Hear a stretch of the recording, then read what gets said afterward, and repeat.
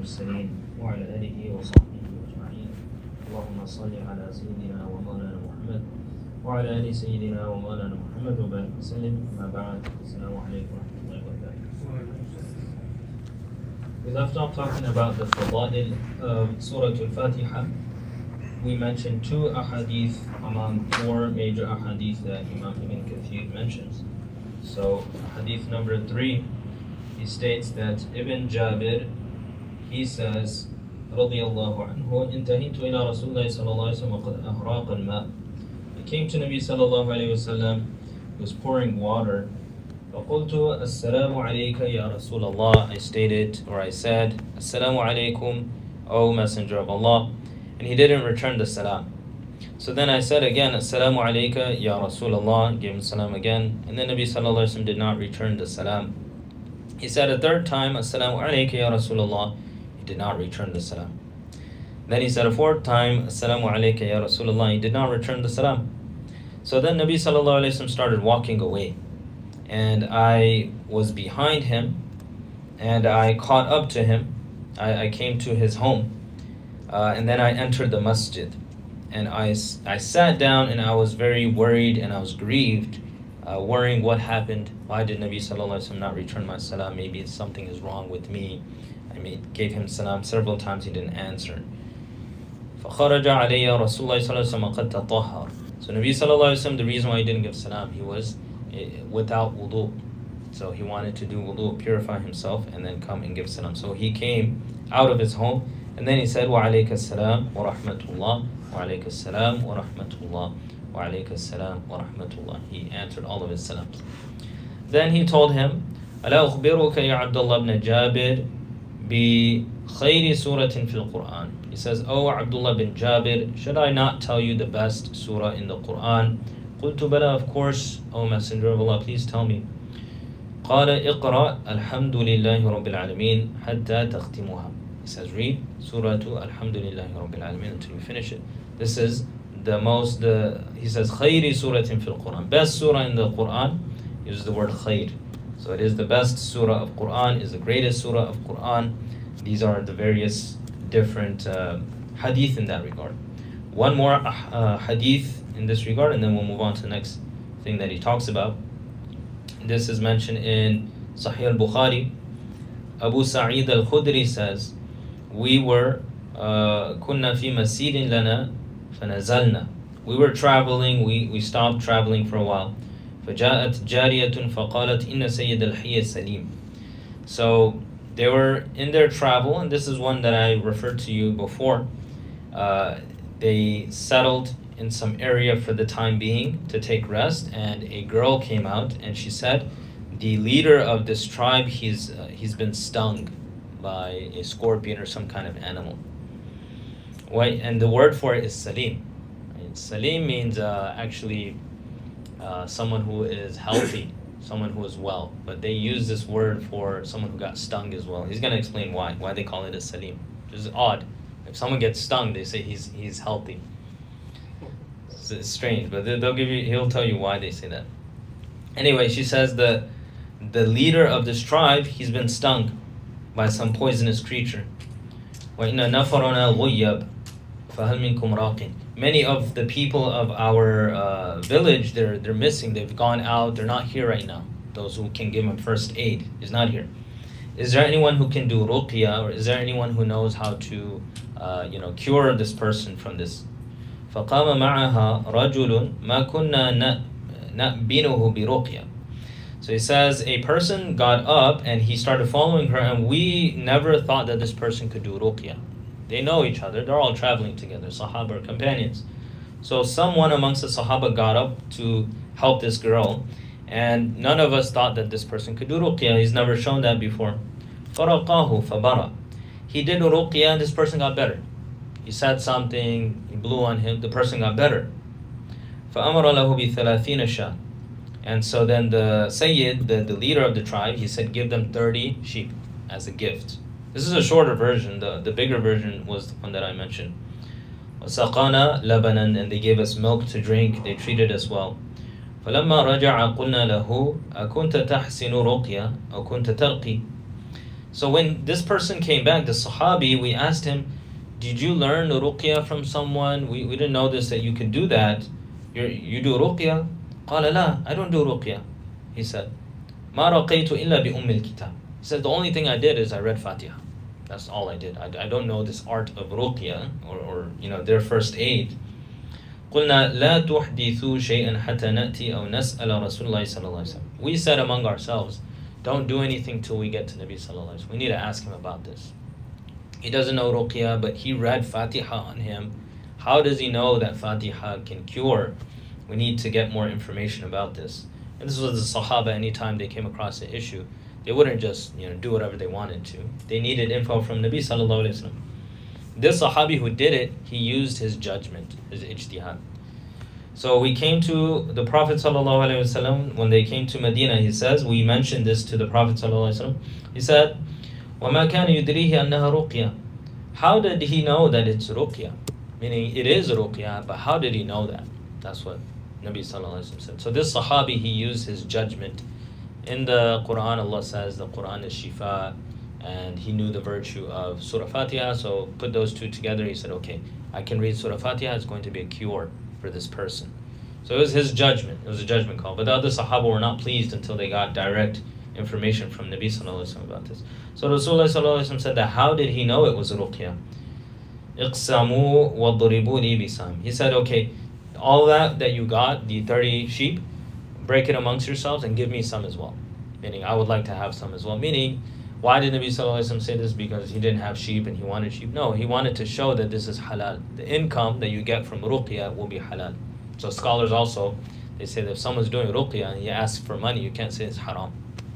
He can ask for something in exchange. Although, doing so is better for free. So he said, spread it and give me a portion of it. So now, why do they call this person Salim if he's stung? It says here, Al-Ladigh, a person who is bitten or stung by a poisonous creature, is called Salim. يسمونه بذلك تفاؤلا. They say this out of good fortune. Hopefully he will become healthy again. So because of that, they call him Salim. This is, the Arabs have this thing where they will give a name in hopes that the person has an attribute of that name. That's why it's very important when we name children or our own names, it should be a good name, right? So Iblis, the name Iblis actually means hopeless from the mercy of Allah. It comes from balas, it means to be hopeless. So his parents named him Iblis, and he became the worst, most hopeless from Allah subhanahu wa ta'ala. And it's very important we look up names. It has a benefit. Some people would come to Nabi sallallahu alaihi wasallam and they would have odd names, like hopeless, something like that. And he would change their name actually. He would say, no, your name is hopeful, or something like that. And there's this very famous tabi'i, Sa'id bin al-Musayyib. I think his grandfather or someone was a Sahabi, and his name was something like Sad or something like Hazin, something like that. And he was told to change his name and he refused. And so Sa'id bin al-Musayyib is like one of the greatest amongst the tabi'een. He said, ever since then, in our family, everyone's been depressed. He had depression, or he felt like he was sad. So because his great-grandfather didn't change his name. So anyway, names are very important. Anyway, what we learn from this is the power of Surah Al-Fatiha. It is a shifa. So if someone is sick, of course we should seek medical aid, right? We have access to it, so why not? This is something that Allah subhanahu wa ta'ala has given us, so medical aid should be sought. But along with that, you can add some recitation of Quran. So Surah Al-Fatiha, you can read it, you can blow on this individual in hopes that Allah subhanahu wa ta'ala will give shifa. Now the surah doesn't give shifa, right? This is it's a fine point. Everything is done with the permission of Allah. So if someone thinks that I will blow on this person and the surah is curing the person, not Allah, then that's actually shirk. To say that the surah is curing and not Allah, that's shirk. Because nothing can do anything without Allah. But if you recite this and you say Allah has put barakah and these are the words of Allah, and I am seeking the cure of Allah through this means, then it's absolutely fine. This is what the Sahaba were doing. They know that Allah is the only one who cures, and they read the surah because Allah put a cure, or Allah will give a cure if you read the surah. So that's a very fine point. We should never do anything and think that something is independent from Allah. Allah subhanahu wa ta'ala has power over everything. Now he goes into the fiqh aspect of Surah Al-Fatiha in Salah. I'm just going to skip over this. It gets a little bit detailed. He talks about the different madhabs, and he goes into those things. But as I've mentioned before, all the madhahib agree that Fatiha is necessary. Now, what is your definition of necessary? Then they'll differ amongst them. So Hanafi scholars, what they say is, if a person misses Surah Al-Fatiha, you can still salvage the salah. You do the sajda to sahu, you can still do the salah. Other scholars state that no, if you miss Surah Fatiha, your salah is broken. Your salah is gone, you have to start over again. So there's a difference of opinion, but everyone agrees that it's necessary. Right? Even if you have to do sajda to sahu, that means it was necessary. Okay, so after that, he goes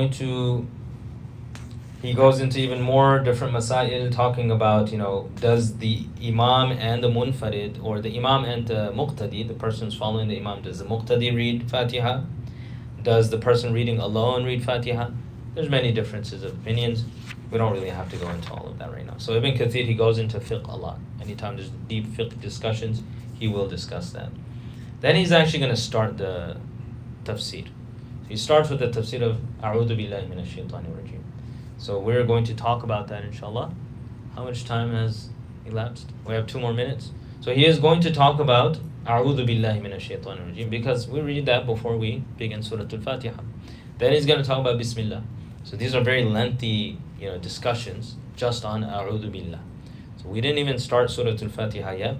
But the reason why it's so lengthy is because this applies to the entire Quran. So he's going to really discuss it here. He's not going to say it again later on. So he's going to do the tafsir of Bismillah ar-Rahman ar-Rahim. Elsewhere, if, in the beginning of Surah Al-Baqarah, he'll say Bismillah already passed. So I'm not going to repeat it again. So he does this. So it may be lengthy, but it's very beneficial things. So what we are going to talk about up ahead is, what is the A'udhu Billahi Minash Shaitanir Rajim? What are we actually seeking from Allah when we say this?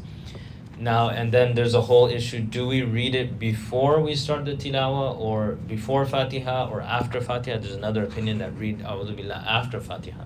It's not the popular opinion. We'll talk about that. And then some recommendations of when to read A'udhu Billahi Minash Shaitanir Rajim. As you know, when a person is overwhelmed with anger, that is the time to read it. So we'll talk about all of these different things and the power that Allah subhanahu wa ta'ala has given us with this statement, A'udhu Billahi Minash Shaitanir Rajim. So we're going to pause here, inshallah. Continue tomorrow. وصلى الله تبارك وتعالى على خير خلقه محمد وعلى آله وصحبه أجمعين برحمتك يا أرحم الراحمين. السلام عليكم ورحمة الله وبركاته. After the remaining salah, we'll have our Arba'in fi Usul Din program. So, you mentioned somebody misses Fatiha. What is that? So, missing in the sense that they just forget to read it. So they're in the rak'ah and they don't read it. So let's say, for instance, someone, for some reason, they do the takbir if they're reading alone, and they just start with the surah. Inna a'tainaka from the beginning. So he didn't read Fatiha at all. So other imams would say, this person's salah is broken, because there's a hadith that a person who performs salah without Fatiha, his salah is broken. And if a person is following the imam and missed the first rak'ah, he came late, then when he joins, he's added into the salah of the imam. So he's excused. And let's say, for instance, the imam is in the ruku', you catch the imam in the ruku', that means you don't have to repeat anymore. So you've caught the Fatiha of the imam. There's another hadith, من كان له imam. Is that true for all of No, all the madahib will agree on that. He has the Fatiha. If he came in the ruku', inshallah, he has the Fatiha. He doesn't have to do anything else. The difference is if a person misses even the ruku' and after he has to stand up, then there'll be a difference there. So, but everyone does say it's necessary. It's just the grading, like how necessary is it? Is it salvageable or not? But if you catch it in ruku', you're fine. It's not an issue there. Assalamu alaikum.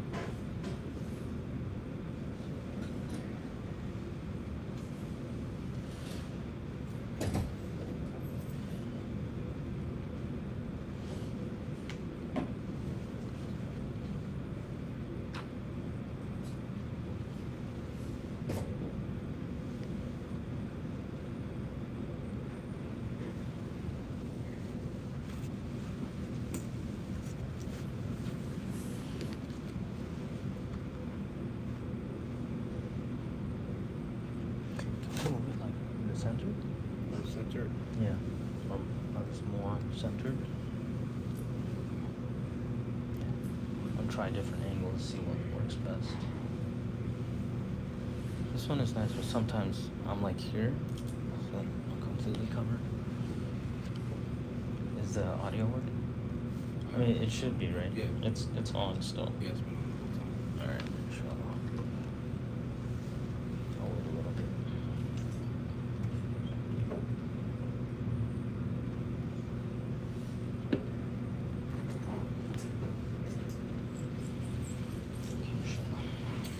It's already started.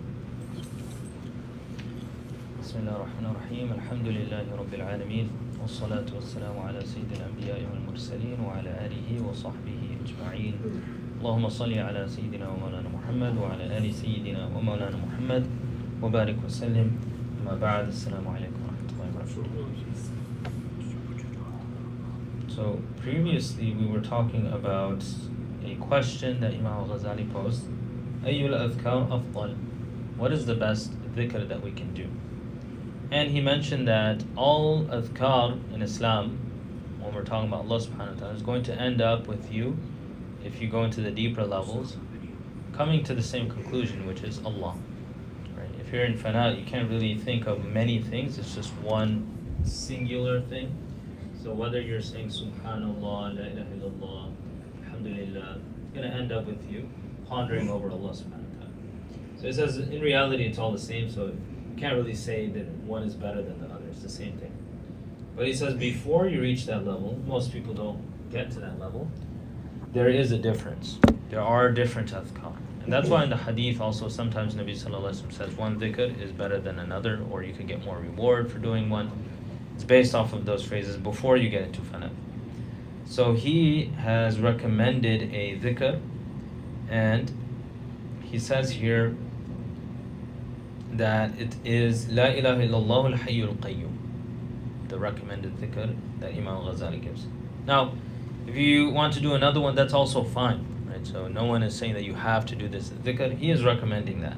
And we also find virtue regarding this dhikr in the hadith. Nabi Sallallahu Alaihi Wasallam says the Ismul A'zam. Al-Ismul A'zam, the greatest name of Allah subhanahu wa ta'ala. So if you call Allah subhanahu wa ta'ala using this name, inshallah your dua will be accepted. And you have to meet certain other criteria, but this is a really great name that you can call Allah subhanahu wa ta'ala with. And we are taught to use relevant names in our dua, relevant names of Allah subhanahu wa ta'ala. So if you're thankful to Allah subhanahu wa ta'ala, you will call Allah subhanahu wa ta'ala by a name that reflects that. If you are in need from Allah, you use the name of Allah that reflects that. Anyway, he is going to mention why he says for us to do this dhikr.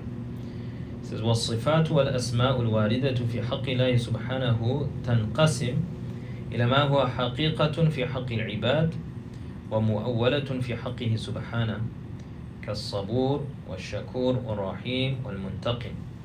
So he says the attributes and names of Allah subhanahu wa ta'ala, the asma' wa sifat, regarding Allah subhanahu wa ta'ala that we find in Quran and Hadith, you can break them into different categories. He says either they're going to be literal, or he says mu'awwala. Mu'awwala means they're not literal, right? Literal or non-literal. So he says إِلَى مَا هُوَ حَقِيقَةٌ فِي حَقِّ الْعِبَادِ, something that Allah might have a name. When that name of Allah subhanahu wa ta'ala, it can be found in humans. And in a human being, not the name of Allah, the attribute that's mentioned. He's going to give you examples.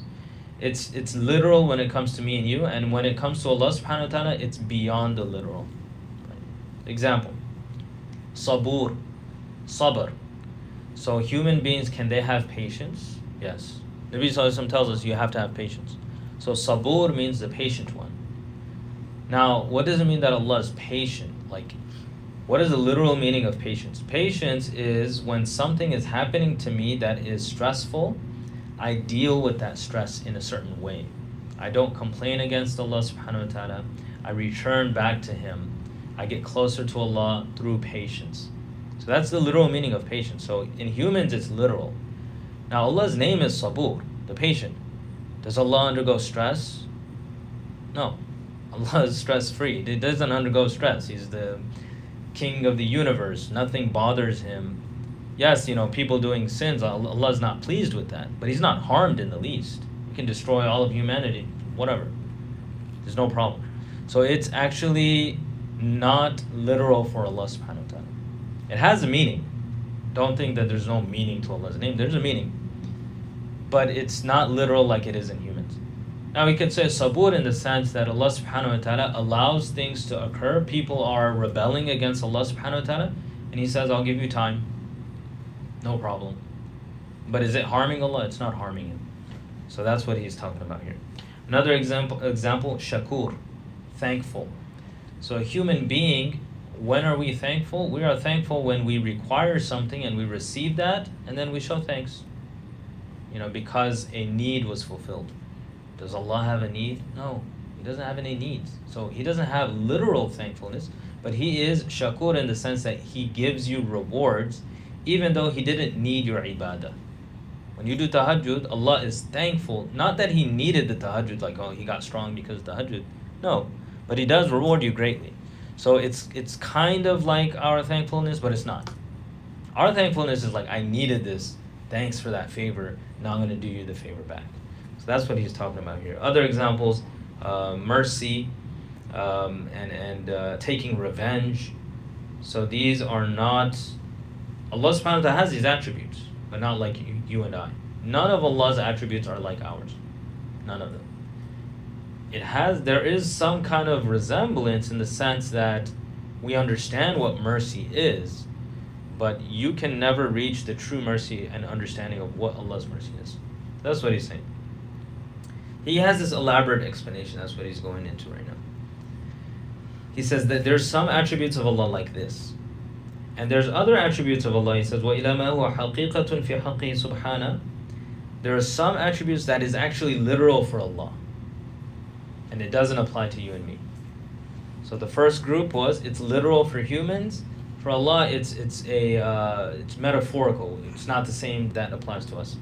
Second group of attributes is, it's literal for Allah subhanahu wa ta'ala and we don't have it. وَإِذَا اسْتُعْمِلَ فِي حَقِّ غَيْرِهِ كَانَ مَجَازًا. If that attribute of Allah that's literal for Him is used for a human, it's metaphorical. So it's the opposite. So he says here, فَمِنْ أَفْضَلِ الْأَذْكَارِ, taking that principle in mind.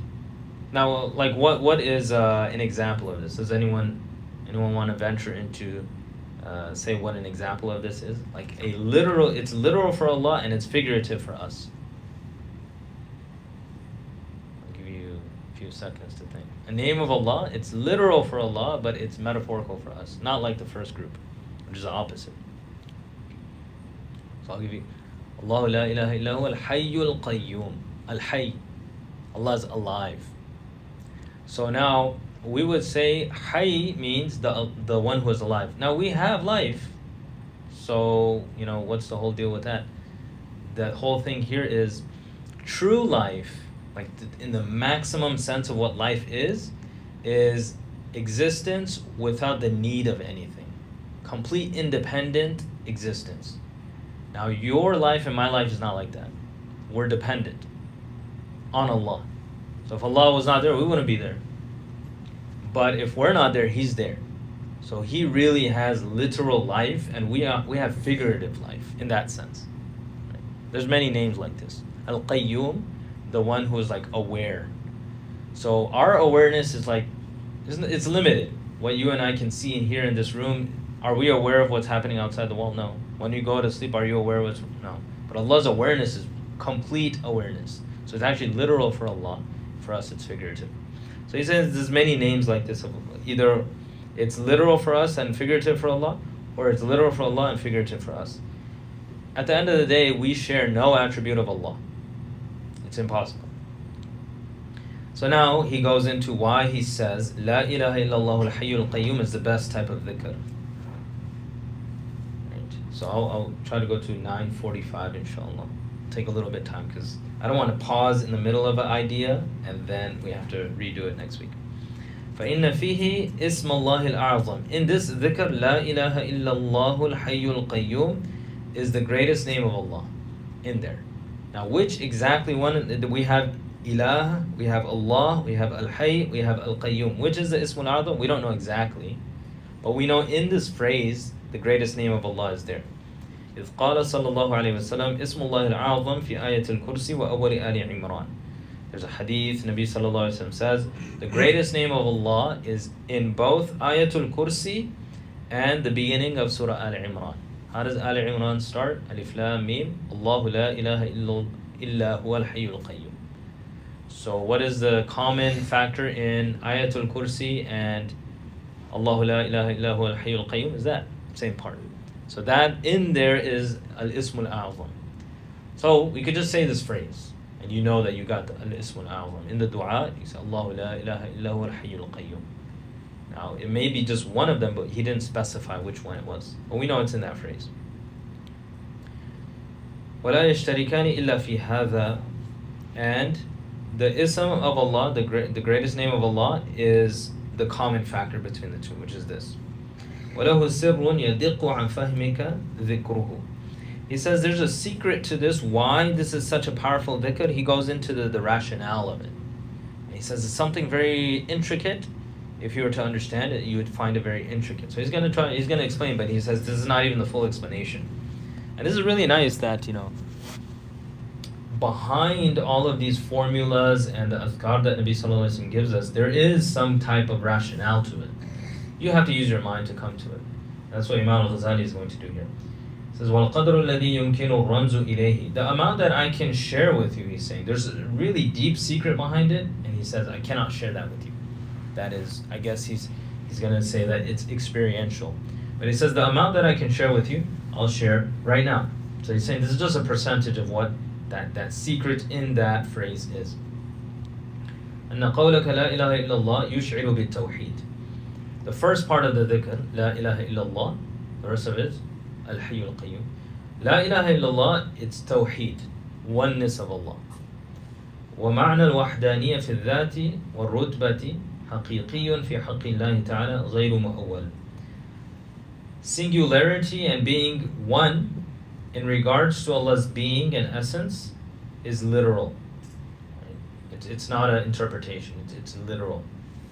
So when something is literal, it's given the higher value than an interpreted understanding. So he's saying La ilaha illallah is true tawheed, and you and I, we have no part in that. But huwa fi haqqi ghayrihi majazun wa mu'awwal. In terms of other than Allah, if you say that He is singular, then it's figurative. We're not singular. There's many people like us. But Allah subhanahu wa ta'ala truly is singular. وكذلك الحي فإن معنى الحي هو الذي يشعر بذاته ويعلم ذاته. The meaning of Hayy regarding Allah is also literal. It's not figurative.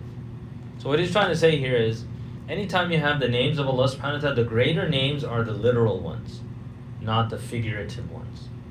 So he's saying all of the names found in La ilaha illallah al-hayyul qayyum are literal. They're not figurative. So he's explaining that. So La ilaha illallah is literal. There literally is no ilah other than Allah. Al-Hayy is also literal because the meaning of Hayy is the being who experiences through his being and he knows his being.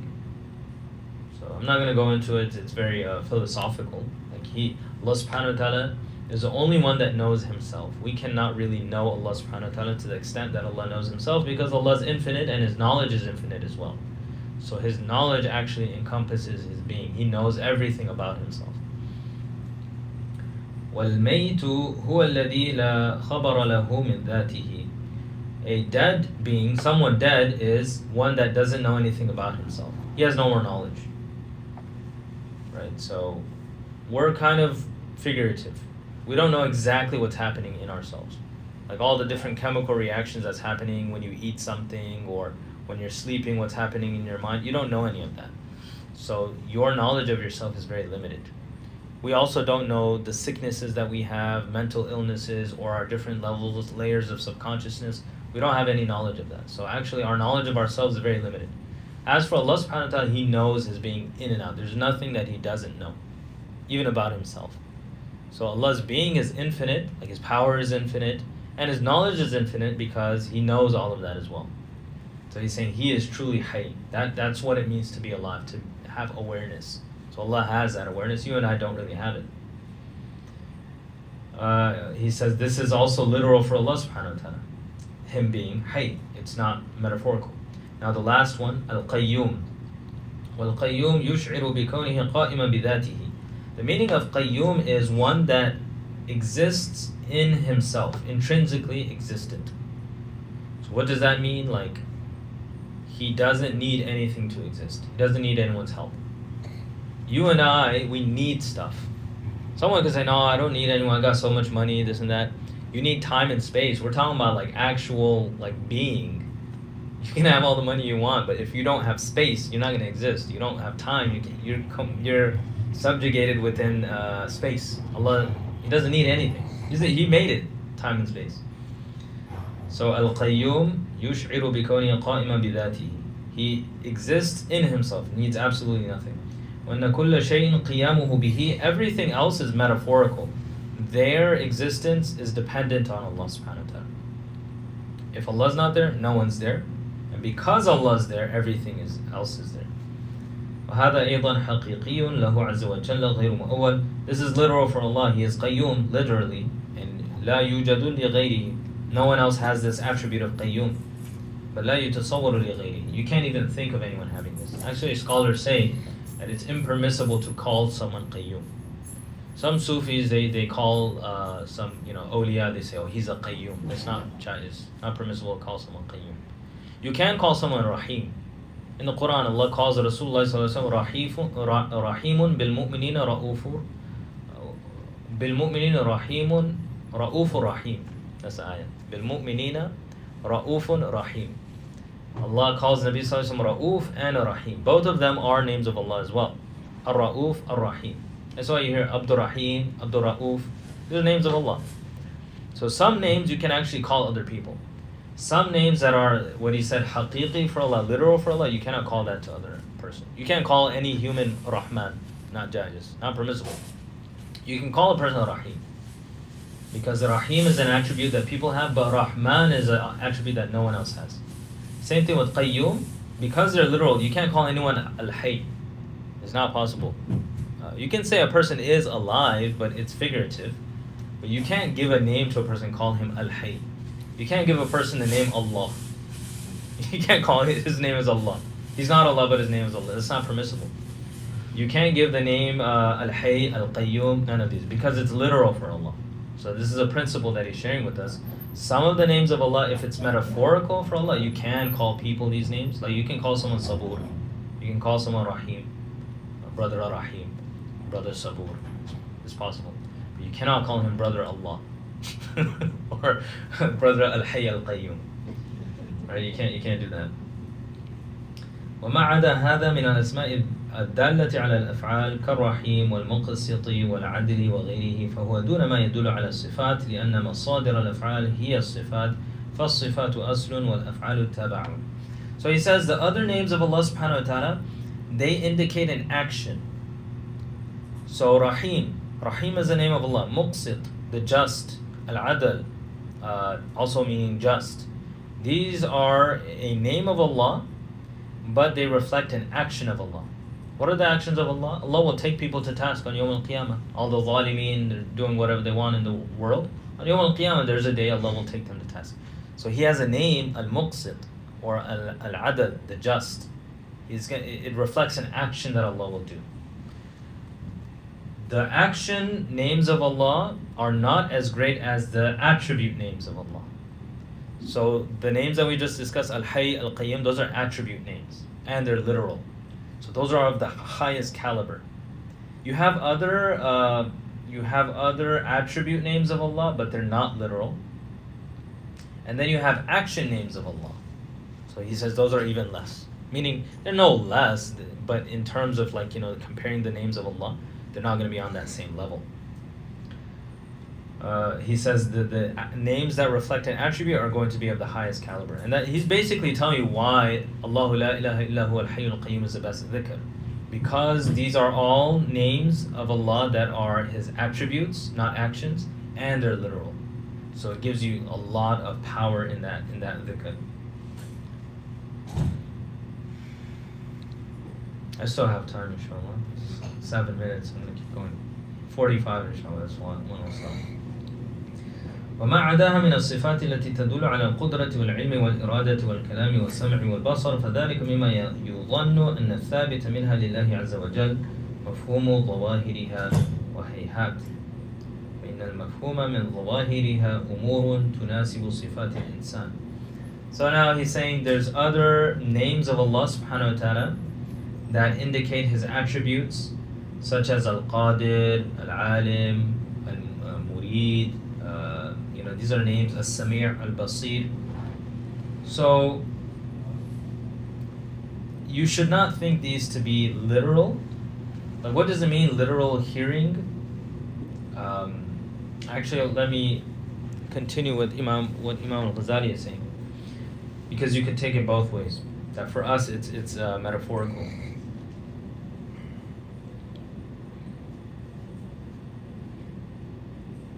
Okay.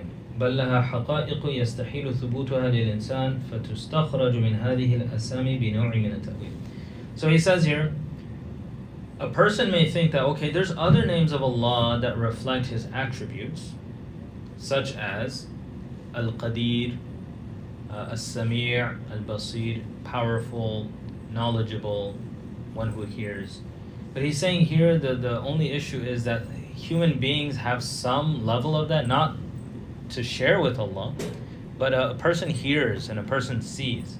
So because of that, there is some kind of, a person may misunderstand and they may think that, I also have hearing and Allah's Samir. So he's saying it's not the same as these names. Al-Hayyu al-Qayyum is only for Allah and no one will even get that confused. That's what he's saying. So he's saying that's why it's special. فهذا ينبهك على ما يحتمله فهمك من اختصاص هذه الكلمات بكونها أعظم. He says this should be enough for you to tell that why this phrase is the greatest dhikr a person can do. So in summary, he's basically saying Allahu la ilaha illa huwa al-Hayyu al-Qayyum is the dhikr he recommends. He's saying it's a very great dhikr. Number one, and this is enough for us, Rasulullah sallallahu alaihi wasallam said the greatest name of Allah is in there. So that's enough for us. If he said that, then it's enough for me to do this dhikr. It's enough motivation. But if you want to go into rationale as well, then he says if you look at attributes of Allah, you have some metaphorical attributes, meaning Allah has these attributes, no doubt. But the meaning of that is not literally applied to Allah, it's literally applied to a human. And then you have attributes that is literally the meaning is applied to Allah and it's metaphorical for humans. The second category is of greater nature because it really applies to who Allah subhanahu wa ta'ala is, these names. So if you have a dhikr that only contains this category, that these are attributes of Allah and it's literal for Allah, then it's going to be of a greater value of dhikr. Secondly, he says there's names of Allah that denote his attributes, there's names of Allah that denote his actions. So names of Allah that denote his attributes are going to be greater because it's actually talking about Allah, his essence, and not the actions of Allah. So justice of Allah is how he will deal with people, like Shadidul Iqab, he's severe in punishment. So is that talking about the essence of Allah subhanahu wa ta'ala? It's talking about how he deals with people. So if you're doing dhikr of Shadidul Iqab, he's severe in punishment, it relates to how Allah deals with people. But if you're doing a dhikr of Al-Hayy, you're just talking about Allah himself. So he's saying that is going to be a higher type of dhikr. So that's why he basically says Allahu la ilaha illa huwa al-Hayyu al-Qayyum is the best dhikr to do. Inshallah, we can wrap up here. There's still some more I thought I was going to finish, but there's 2 more pages to the chapter of dhikr, and then we go to the next chapter after that. So we ask Allah subhanahu wa ta'ala for tawfiq, give us tawfiq to make dhikr of these names as well as all the different names of Allah subhanahu wa ta'ala. We can benefit from this dhikr greatly and fulfill the command of Allah subhanahu wa ta'ala. وصلى الله تبارك وتعالى على خير خلق محمد وعلى آله وصحبه أجمعين برحمتك يا أرحم الراحمين. السلام عليكم ورحمة الله وبركاته.